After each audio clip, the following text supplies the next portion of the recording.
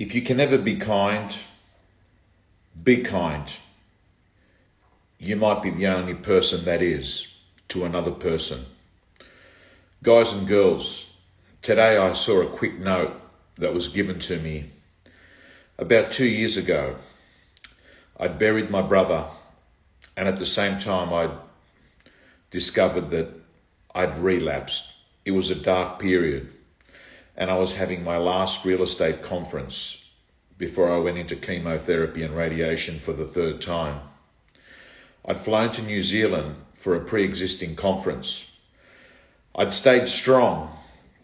Even at the funeral, I remembered what Dr. Jordan Peterson had said. Be the person at a funeral that consoles others, makes them feel better about a situation that's bad. You see, when things are shit, your decisions and actions can either make them worse or better. And all I remember is be the person that just consoles others. But here I was on a flight back from New Zealand.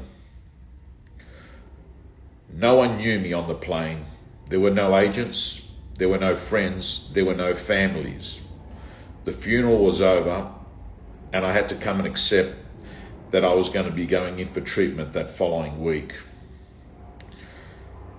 And tears came down my eyes as I was flying back on that flight, that Qantas flight from Auckland to Sydney, when a lady sitting on a seat on the other aisle had noticed tears coming down my eyes.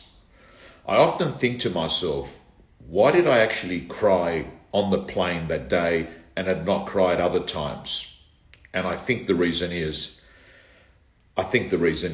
that no one knew me and I could take my mask and my facade off. But as those tears came down my eyes, that lady noticed. And when the flight landed and I went to get my luggage from above, a note was given to me from this lady. I've never ever seen it again. I look around sometimes at a shop and I think I've seen her, but it's not her. But I want to read out the letter she gave me. In fact, she gave me the letter and she just walked away. Here's the letter. I know you feel broken, so I won't tell you to have a wonderful day.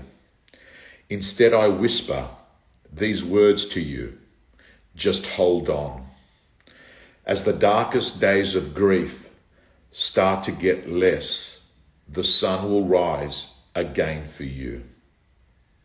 Guys and girls, that note, at that moment, it meant something.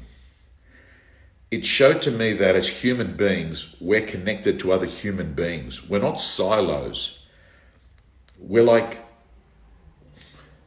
neurons that have got this connection that connects to another person, and that she does something that affects me and I'm talking about it to you right now and I'm saying it to you, and you might get impacted by this and then you actually sort of support another person.